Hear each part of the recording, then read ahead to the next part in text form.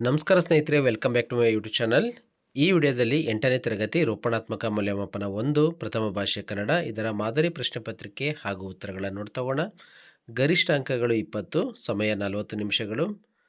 Main question number 1, ಕೆಳಗಿನ ಪ್ರಶ್ನೆಗಳಿಗೆ ಹೆಚ್ಚು ಸೂಕ್ತವಾದ ಉತ್ತರವನ್ನು ಆರಿಸಿ ಕ್ರಮಾಕ್ಷರದೊಂದಿಗೆ ಬರೆಯಿರಿ. 1ನೇ ಪ್ರಶ್ನೆ, ದಿವಾನರನ್ನು ಪದವು ಈ ವಿಭಕ್ತಿಗೆ ಉದಾಹರಣೆಯಾಗಿದೆ. ಉತ್ತರ, ದಿವಾನರನ್ನು ಅಂತಕ್ಕಂಥದ್ದು ಅನ್ನೋ ಪದ ಸೇರಿರುತ್ತೆ. ಇದು ದ್ವಿತೀಯ ವಿಭಕ್ತಿಗೆ ಉದಾಹರಣೆಯಾಗಿದೆ. 2ನೇ ಪ್ರಶ್ನೆ, ನದಿ ಪದವು ಈ ವ್ಯಾಕರಣಕ್ಕೆ ಉದಾಹರಣೆಯಾದ ಪದವಿದು. ನದಿ ಅಂತಕ್ಕಂಥದ್ದು ರೂಢನಾಮ. ನೆಕ್ಸ್ಟ್ ಮೇನ್ ಕ್ವೆಶ್ಚನ್ ನಂಬರ್ 2, ಮೊದಲೆರಡು ಪದಗಳಿಗೆ ಸಂಬಂಧಿಸಿದಂತೆ 3ನೇ ಪದಕ್ಕೆ ಸರಿಯಾದ 4ನೇ ಪದ ಬರೆಯಿರಿ. ಆ, ಇ, ಉ ದೀರ್ಘ ಸ್ವರಗಳು. ಅ, ಇ, ಉ, ರು ಇವು ಹ್ರಸ್ವ ಸ್ವರಗಳು. ಮೇನ್ ಕ್ವೆಶ್ಚನ್ ನಂಬರ್ 3, ಕೊಟ್ಟಿರುವ ಪ್ರಶ್ನೆಗಳಿಗೆ ಒಂದು ವಾಕ್ಯದಲ್ಲಿ ಉತ್ತರಿಸಿ. 5ನೇ ಪ್ರಶ್ನೆ, ತಂದೆಯ ಆಸೆಯನ್ನು ಮೊದಲೆರಡು ಮಕ್ಕಳು ನೆರವೇರಿಸಿದ ಬಗೆ ಹೇಗೆ? ಉತ್ತರ, ಒಬ್ಬ ಸರ್ಕಾರಿ ಕಚೇರಿಯಲ್ಲಿ ಗುಮಾಸ್ತನಾಗಿ ಇನ್ನೊಬ್ಬ ಪೋಸ್ಟ್ ಮಾಸ್ತರನಾಗಿ ತಂದೆಯ ಆಸೆಯನ್ನು ನೆರವೇರಿಸಿದರು. ಮೇನ್ ಕ್ವೆಶ್ಚನ್ ನಂಬರ್ 6, ನಮ್ಮನ್ನು ಆಳುವವಳು ಯಾರು ಎಂದು ಕವಿ ಹೇಳಿದ್ದಾರೆ? ಉತ್ತರ, ನಮ್ಮನ್ನು ಆಳುವವಳು ಕನ್ನಡಾಂಬೆ. 7ನೇ ಪ್ರಶ್ನೆ, ಗಾಳಿಯಲ್ಲಿ ಬೂದಿಯನ್ನು ತೂರಿದಾಗ ಎಲ್ಲಿ ಬೀಳುತ್ತದೆ? ಉತ್ತರ, ಇದರ ಉತ್ತರ, ಗಾಳಿಯಲ್ಲಿ ಬೂದಿಯನ್ನು ತೂರಿದಾಗ ಅದು ತೂರಿದವನ ಮುಖದ ಮೇಲೆಯೇ ಬೀಳುತ್ತದೆ. ನೆಕ್ಸ್ಟ್ ಮೇನ್ ಕ್ವೆಶ್ಚನ್ ನಂಬರ್, ಕೊಟ್ಟಿರುವ ಪ್ರಶ್ನೆಗಳಿಗೆ 3-4 ವಾಕ್ಯಗಳಲ್ಲಿ ಉತ್ತರಿಸಿ. 8ನೇ ಪ್ರಶ್ನೆ, ರಸೂಲ್ ಖಾನ್ ಅವರು DVG ಅವರ ವಿದ್ಯಾಭ್ಯಾಸಕ್ಕಾಗಿ ಮಾಡಿದ ಸಹಾಯವೇನು? ಉತ್ತರ, ರಸೂಲ್ ಖಾನನು DVG ಅವರನ್ನು ತನ್ನ ಜಟಕಾ ಬಂಡಿಯಲ್ಲಿ ಕೂರಿಸಿಕೊಂಡು ಬೌರಿಂಗ್ ಪೇಟೆಗೆ ಕರೆದುಕೊಂಡು ಹೋದನು. ಅಲ್ಲಿ ಬೆಂಗಳೂರಿಗೆ ಟಿಕೆಟ್ ಕೊಡಿಸಿ ರೈಲಿನಲ್ಲಿ ಕೂರಿಸಿದನು. ಕೈ ಕುರ್ಚಿಗೆ ಖರ್ಚಿಗಾಗಿ 1 ರೂಪಾಯಿಯನ್ನು ಕೊಟ್ಟನು. ಹೀಗೆ ರಸೂಲ್ ಖಾನನು DVG ಅವರ ವಿದ್ಯಾಭ್ಯಾಸಕ್ಕೆ ಸಹಾಯ ಮಾಡಿದನು. ನೆಕ್ಸ್ಟ್ ಕ್ವೆಶ್ಚನ್, 9ನೇ ಪ್ರಶ್ನೆ, ಕನ್ನಡ ನಾಡಿನ ಪ್ರಕೃತಿ ವೈಶಿಷ್ಟ್ಯವೇನು? ಉತ್ತರ, ಕನ್ನಡ ನಾಡಿನ ಪ್ರಕೃತಿ ಸಂಪದ್ಭರಿತವಾಗಿದ್ದು ಹಣ್ಣು ಕಾಯಿಗಳನ್ನು ನೀಡುವ, ವಿವಿಧ ರೀತಿಯ ಮರಗಳು, ಪತ್ರ ಪುಷ್ಪಗಳನ್ನು ನೀಡುವ, ಬಗೆ ಬಗೆಯ ಬಳ್ಳಿಗಳಿಂದ ಕೂಡಿದೆ. ಅಲ್ಲದೆ ಕೆನೆಭರಿತವಾದ ಹಾಲಿನೆಲೆಗಳಿಂದ ಕೂಡಿದ ಬೆಳೆಗಳ ಮೇಲಿಂದ ಬೀಸಿ ಬರುವ ತಂಗಾಳಿ, ಪ್ರಾಣಿ ಪಕ್ಷಿಗಳ ಸಮೂಹ, ನದಿಗಳು, ನಗರಗಳು, ಪರ್ವತಗಳು ಹೀಗೆ ಇಲ್ಲಿ ಇಲ್ಲದಿರುವುದೇ ಇಲ್ಲ. ಸ್ವರ್ಗವೇ ಭೂಮಿಗಿಳಿದಂತೆ ಮನೋಹರವಾಗಿದೆ. ನೆಕ್ಸ್ಟ್ ಮೇನ್ ಕ್ವೆಶ್ಚನ್ ನಂಬರ್, ಕೆಳಗಿನ ಕವಿಯ ಸ್ಥಳ, ಕಾಲ, ಕೃತಿ, ಪ್ರಶಸ್ತಿಗಳನ್ನು ಕುರಿತು ಬರೆಯಿರಿ. 10ನೇದು, ಬಾಗಲೋಡಿ ದೇವರಾಯ. ಉತ್ತರ, ಬಾಗಲೋಡಿ ದೇವರಾಯರು 1927ರಲ್ಲಿ ದಕ್ಷಿಣ ಕನ್ನಡ ಜಿಲ್ಲೆಯ ಬಾಗಲೋಡಿಯಲ್ಲಿ ಜನಿಸಿದರು. ಶ್ರೀಯುತರು ಹುಚ್ಚು ಮನಸ್ಸಿನ ಮುನಸೀಫ ಮತ್ತು ಇತರ ಕಥೆಗಳು, ಆರಾಧನಾ, ರುದ್ರಪ್ಪನ ರೌದ್ರ ಮತ್ತು ಇತರ ಕಥೆಗಳು ಕೃತಿಗಳನ್ನು ರಚಿಸಿದ್ದಾರೆ. ಬಾಗಲೋಡಿ ದೇವರಾಯ ಅವರು ಒಟ್ಟು 26 ಕಥೆಗಳನ್ನು ಬರೆದಿದ್ದಾರೆ. ಇವರು 1985ರಲ್ಲಿ ನಿಧನರಾದರು. ನೆಕ್ಸ್ಟ್ ಮೇನ್ ಕ್ವೆಶ್ಚನ್ ನಂಬರ್, ಸಂದರ್ಭ ಸಹಿತ ಸ್ವಾರಸ್ಯವನ್ನು ವಿವರಿಸಿ. 11ನೇ ಪ್ರಶ್ನೆ, ಏನು ಬಂದಿರಿ ಗುಂಡಪ್ಪ?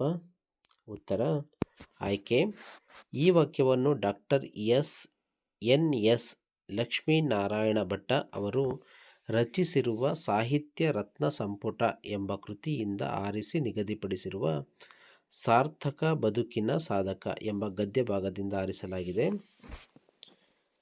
ಸಂದರ್ಭವನ್ನು ನೋಡೋದಾದರೆ, ಸಂದರ್ಭ, DVGಯವರು ದಸರಾ ಸಂಭಾವನೆಯನ್ನು ಹಿಂದಿರುಗಿಸಲು ವಿಶ್ವೇಶ್ವರಯ್ಯನವರ ಬಳಿ ಬಂದಾಗ ವಿಶ್ವೇಶ್ವರಯ್ಯನವರು DVGಯವರಿಗೆ ಈ ಮಾತನ್ನು ಕೇಳುತ್ತಾರೆ. ಸ್ವಾರಸ್ಯ, ವಿಶ್ವೇಶ್ವರಯ್ಯನವರು ರಾಜ್ಯದ ಅತಿ ದೊಡ್ಡ ಹುದ್ದೆಯಲ್ಲಿದ್ದರೂ ಸಹ ತಮ್ಮನ್ನು ನೋಡಲು ಬಂದ ಕಿರಿಯರನ್ನು ಪ್ರೀತಿ ಗೌರವದಿಂದ ಮಾತನಾಡಿಸುವ ರೀತಿ ಇಲ್ಲಿ ಸ್ವಾರಸ್ಯಪೂರ್ಣವಾಗಿದೆ. ನೆಕ್ಸ್ಟ್ ಮೇನ್ ಕ್ವೆಶ್ಚನ್ ನಂಬರ್, ಕೊಟ್ಟಿರುವ ಪದ್ಯಭಾಗವನ್ನು ಪೂರ್ಣಗೊಳಿಸಿರಿ. 11ನೇ ಪ್ರಶ್ನೆ, ನಾಡಿಗಾಗಿ ತನುವ ತೆತ್ತ ಹುತಾತ್ಮರ ಸ್ಮರಣೆಯಲ್ಲಿ ನಮ್ಮ ಕಷ್ಟದಲ್ಲೂ ನೆರವಿಗೆ ನೆರಳನೀವ ಕರುಣೆಯಲ್ಲಿ ದಾರಿ ಬಳಸಿ ಏರುವಲ್ಲಿ ಬೀರುಗಾಳಿಯೇ ಮೊಳಗುವಲ್ಲಿ ನಮ್ಮ ದಾರಿಯ ಬೆಳಕಿನೆಡೆಗೆ ನಡೆಯುವ ಧೀರ ಪಯಣದಲ್ಲಿ.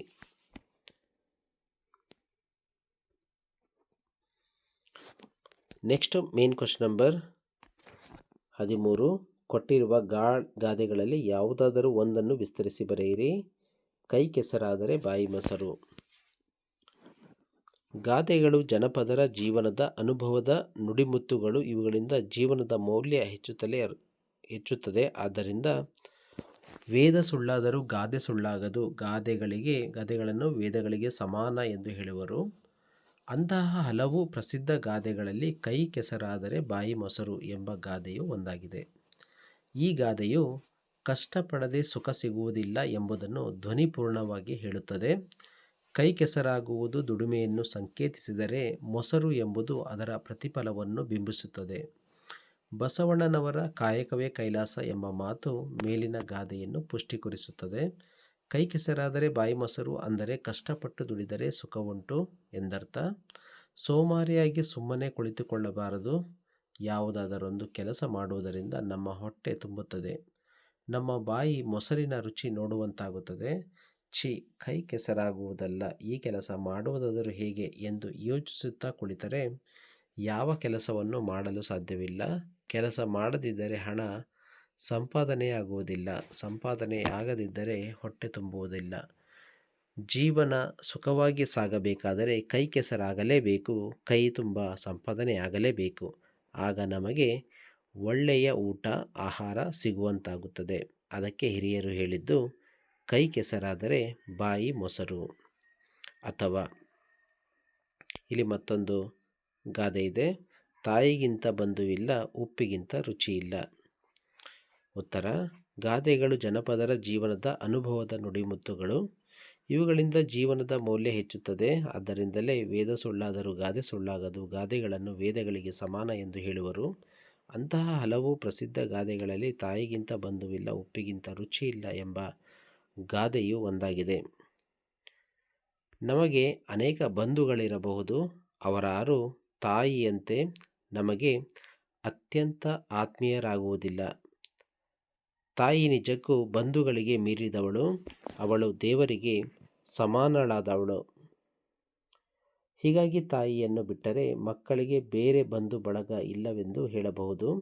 ನಮ್ಮ ಬಾಲ್ಯದಿಂದ ನಮಗೆ ಹತ್ತಿರವಾಗಿ ನಮ್ಮ ನೋವು ನಲಿವುಗಳಿಗೆ ಸ್ಪಂದಿಸುತ್ತಾ ನಮಗಾಗಿ ತನ್ನ ಜೀವನದಲ್ಲಿ ಅನೇಕ ತ್ಯಾಗಗಳನ್ನು ಮಾಡುವ ತಾಯಿಯಂಥ ಬಂಧು ಬೇರೊಬ್ಬರಿಲ್ಲ. ಅದೇ ರೀತಿ ಎಲ್ಲ ರುಚಿಗಳಲ್ಲಿ ಉಪ್ಪಿನ ರುಚಿ ಶ್ರೇಷ್ಠವಾದದ್ದು. ಷಡ್ರಸಗಳಲ್ಲಿ ಉಪ್ಪಿನ ಸ್ಥಾನ ಮೊದಲಿನದು. ಉಳಿದ ರುಚಿಗಳು ಬೇರೆ ಬೇರೆ ಸೌಂದರ್ಯದಲ್ಲಿ ರುಚಿಕರವೆನಿಸಿದರೂ ಕೊನೆಗೆ ಉಪ್ಪಿನ ಸಹಯೋಗವಿಲ್ಲದ ಊಟ ಸಪ್ಪೆ ಎನಿಸುತ್ತದೆ. ಆದ್ದರಿಂದ ಉಪ್ಪು ರುಚಿಗಳಲ್ಲೇ ಉತ್ತಮವಾದ ಎಂದು ಈ ಗಾದೆ ಮಾತು ಸೂಚಿಸುತ್ತದೆ.